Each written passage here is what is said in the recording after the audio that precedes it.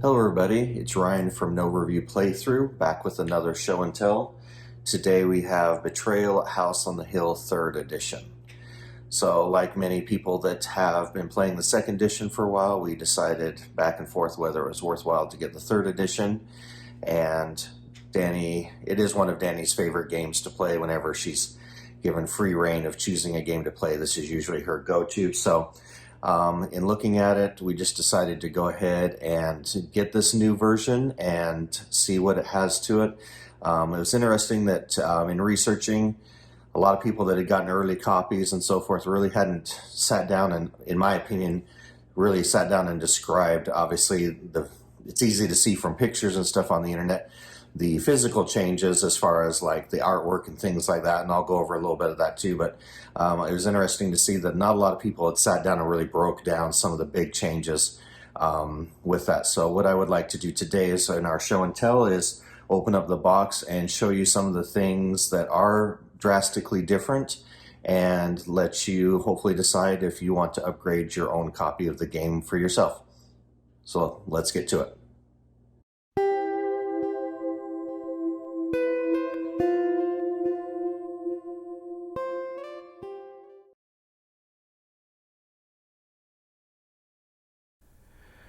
Okay, one of the first big changes we have is there's going to be 5 scenario cards, which you'll see a little bit later in the video. And like it says here, you can see the reason why you're all here. So there's a little bit of a paragraph of text that will just kind of say, hey, this is why we're all in the mansion, instead of us just randomly showing up there. And this is a big deal too, because it says the haunt is no longer determined by consulting the haunt matrix. So on the back of the scenario card is a few of the haunts that will apply during that scenario. So and that changes through them differently, and so each one will be a little bit more tightened instead of just having it open to all of them. So this should make it a little bit tighter for when the haunt does begin. And so that it's pretty straightforward here, but again, a big change here that makes I think some of the randomness go away a little bit. It's always going to be there. That's not going to change in this version of the game. But this does help. We've played one game so far, so I don't know how it worked out. Seemed fine. I don't know if that's going to be effective in the future, or how effective in the future. Only time will tell as we play more of those, but I think this is a good way to help eliminate some of that randomness, at least when the haunt is chosen. Okay, next we have the haunt roll is different. Before or after an omen card was revealed, you would roll 6 dice and then match up how many haunts with the dice roll and go from there. And again, that could provide very early haunts or very late haunts and kind of anywhere in between. So now it says when you make a haunt roll, you roll 1 die for each omen that's been discovered. If the result is 5 or higher, the haunt will begin. And I think this is kind of cool. If the haunt has not started when the last, it just automatically goes. So that's kind of a nice change as well. The weird thing we found with this, it says the result is 5 or higher. The dice only have go up to 2. So if one omen is revealed, I roll 1 dice, it's going to be a 2. So it's definitely not going to hit. It won't hit until you at least roll 3 dice, which is 3 omens. So I don't know why they didn't just say start rolling after the 3rd haunt. But that's basically what it is. I could be wrong with that, but it seems to me that, yeah, you never reveal a haunt until at least the 3rd one is revealed, because that way it's the only way you could roll a 5 on these dice. All right, so these are new terms, nothing too big. These will kind of explain it as you go. General damage, heal, bury, critical, special actions, line of sight. And they'll be found, like it says here, later in the rule book. So I'm not going to go too much into these here, but it does have a few new terms. None of them are too hard to understand and interpret from there. Again, another rule that doesn't really need a lot of extra explanation, just no stealing. I don't know why they've taken that out, but yeah, no stealing. Okay, this is a pretty significant change too. Usually in the previous version, your turn would end if you drew a card, which was most rooms you would go into and draw a card. However, if a bunch of rooms had been explored, you could move around. You can still do that, but now basically anytime a tile has been revealed that's brand new, you will end your turn there. So before, you could, if you happen to be in a room that had no cards in it, you could possibly discover 3 or 4 rooms. That's pretty rare, but maybe 1 or 2 extra rooms if there was no omens or cards that you had to draw on this. You could still move freely through explored rooms. You can still do that now, but your turn is over if you once you've resolved a new tile at all. Okay, again, a small little change here. In the haunt books now, there's a small little introduction that you read before you separate and read your individual roles for the haunt. So this next one here I thought was a little weird that they had to add it in. We kind of did this already. If there was something that the trader was doing, a lot of times we would ask each other, why are you doing that? Or are you allowed to do that? And some things like that. So this is just basically saying if the trader is, in a specific room, they have to kind of explain what they're doing. I think probably a lot of people have done that already. It just kind of makes sense so that it's not totally ambiguous. It's like, well, why are you in this room? Are you supposed to, because that kind of helps then you can, if you know what they're doing, then you can help prevent that. If you don't know what you're doing, then you don't know if you need to waste your time moving to that room and so forth. So this is something I felt we already did. I would imagine a lot of people already did as well. All right, just another little thing here. Dead explorers leave corpses when you die. Your figure remains on the tower you died and landed. Other explorers can take the items and omens from your corpse. In some cases, the trader has specific uses for the corpse themselves. All right, this last little bit I just thought was kind of funny. It says, this is a game and you must have fun. I think that's what a lot of people seem to forget with Betrayal and their hatred for it, because they just think it is broken and so forth. You just need to realize again and remember, it's a game. Have fun with it. If scenario seems dumb or a haunt seems dumb and it seems completely broken, it's never going to be 100% fixed because of the randomness of the tiles, the randomness of the haunt. Just get over yourself and have some fun. It says it won't break the game. Just handle it, move on, and we've tried to just do that ourselves, and that's what makes this game enjoyable, is just having fun. And sometimes when at the expense of the game, if it is really weird or seems just that somebody had some extreme luck, just roll with it, have fun, move on with your life. Don't take this too seriously. Have fun.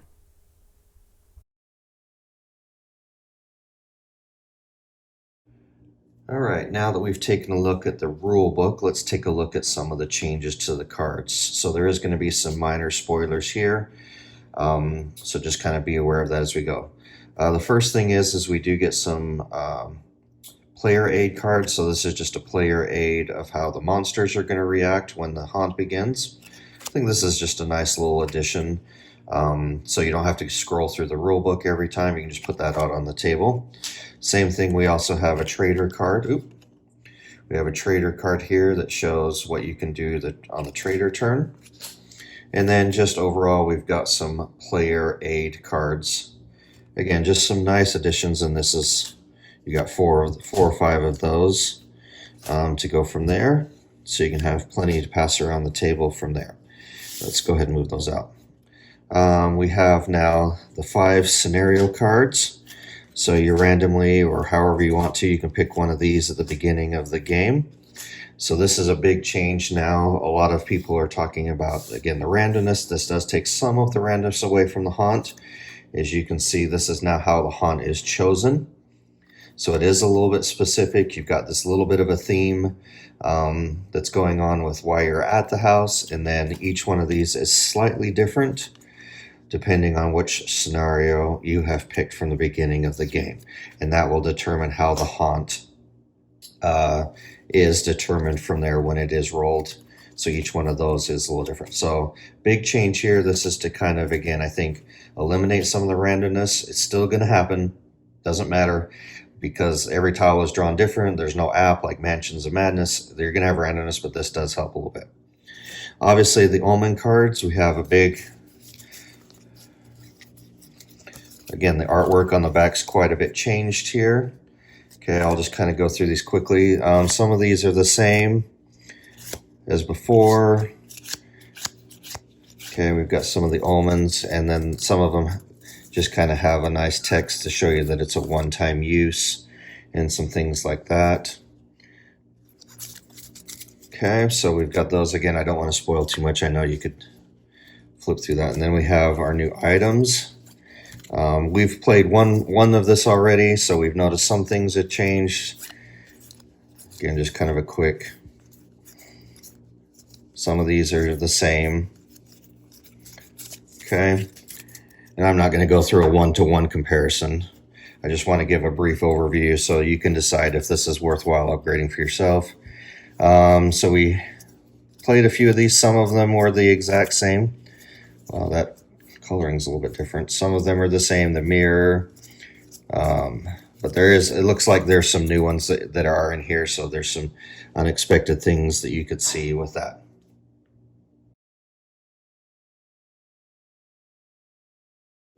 Okay, next we'll take a look at the tokens. I've already just kind of organized them here. These are completely different. They look way better.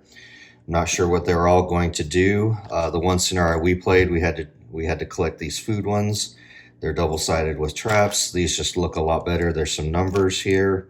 Backsides, you've got your big monsters. But the one thing that's missing now is they just have a bunch of these small monsters tokens. The previous version, you had a whole bunch of different tokens for a bunch of different monsters. Now that's kind of, looks like that's gone away. You've got some player tokens. I'm not sure, secret passage. You don't have all those hex tokens that you need to search through. There's just a few of them for each of the traits. We've got an obstacles here. Again, traps. There's a videotape. There's some blood. There's some fire. So there's some that are now very specific, it looks like. I don't know how, again, in ours, these food tokens were supposed to be salt. So they can kind of generically do it. And I think there's some light switches searched, and some things like that. So again, more unique versus just black random. Oh, there's the light switches, on and off light switches there. So a little bit more specific. We'll see how those play out in future scenarios.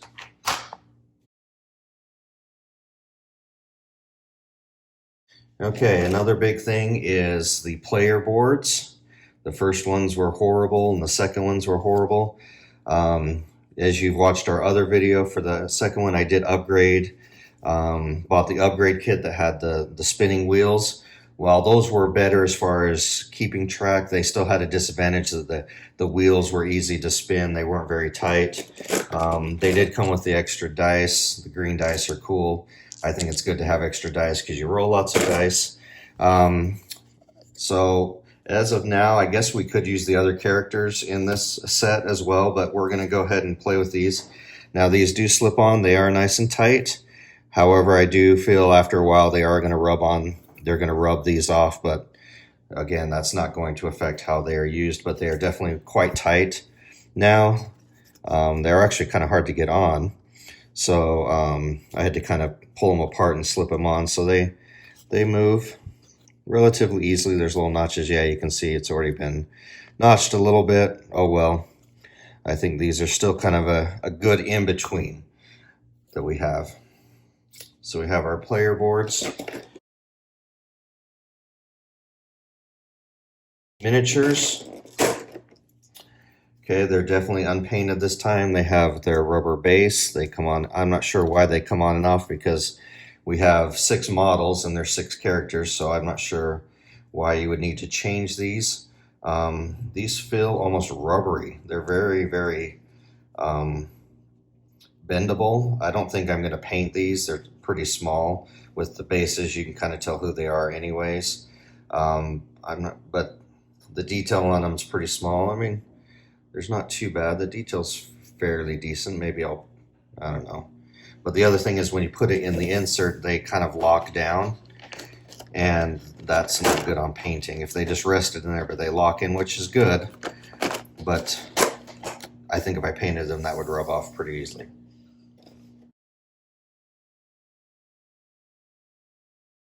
Okay, let's take a look at the tiles. This is one of the biggest changes.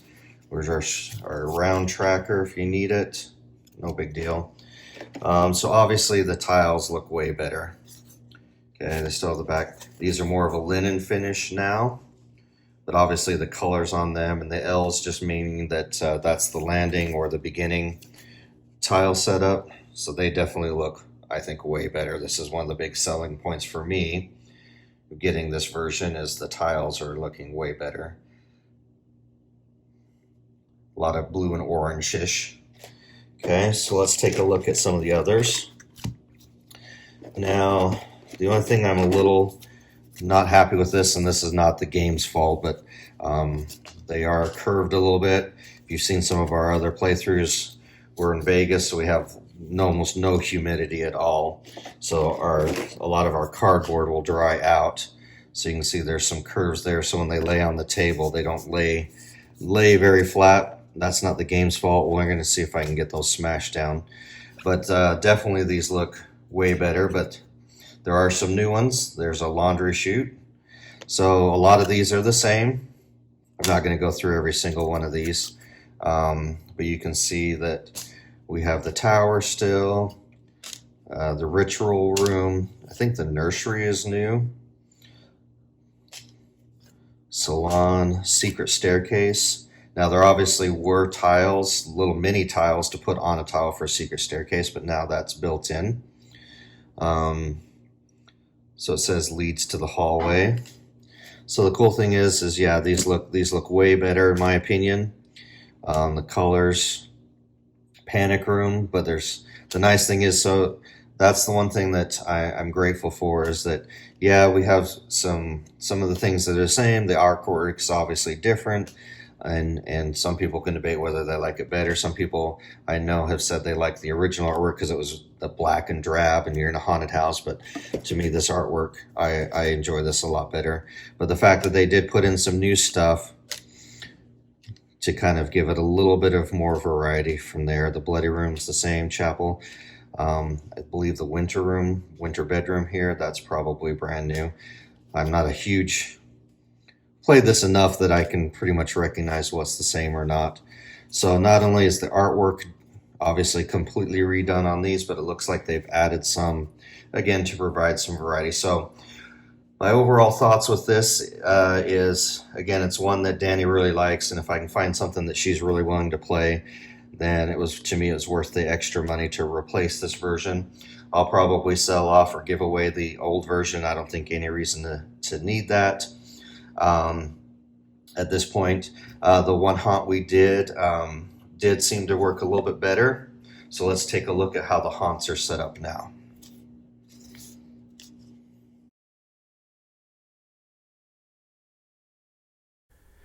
So the biggest question people have is, did they fix the haunts and or are the haunts the same? First off, I don't, again, think you can completely fix the haunts, make every haunt completely compatible with the randomness and everything. So I'm not going to discuss that part of it. However, all of the haunts I can confirm are completely different. This is from the rule book breaking down haunt number 1. So there's a little bit of spoiler here, but they are much clearer.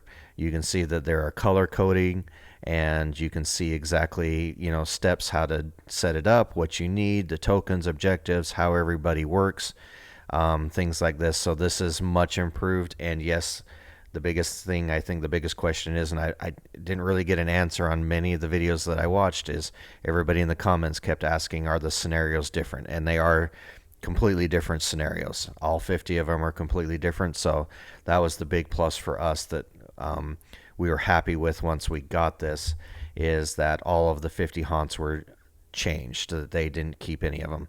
At least as far as we could tell. We didn't want to flip through too many of them, but what we kind of looked through briefly, everything was different than we saw. So I'm assuming that all 50 are different. So I think that should be the biggest reason to get this new edition, is you've got brand new haunts, and whether they're balanced or not, I can't say that. I think there's going to be ones that, again, you just happen to be in the right space at the right time, whether you're the trader or the survivors, and it's just going to work out better for you. Some come down to just literally, the one we played just came down to dice rolling, And basically, whoever, it took 3 or 4 rounds at the end, just whoever rolled the better dice, or until somebody rolled the best dice and won.